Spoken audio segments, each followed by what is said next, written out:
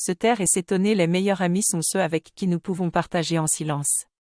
Cette sentence est d'une profonde sagesse car elle vise juste. La conversation est indissociable de l'amitié. Dans la conversation, chacun se rapproche du mystère de l'autre. Nous pouvons tout dire sans prendre les choses au pied de la lettre.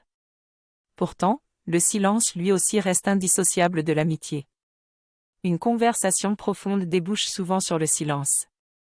Si nous continuions à parler, nous risquerions de faire perdre à l'échange son intensité.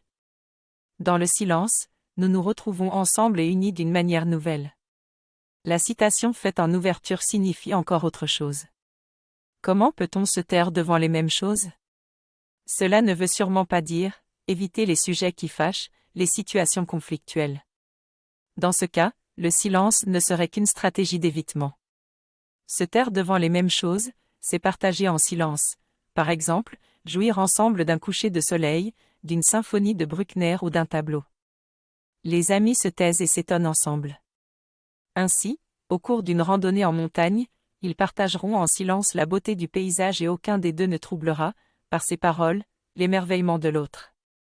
Ils partagent en silence pour laisser chacun s'imprégner de ce qui le touche si fortement à ce moment-là.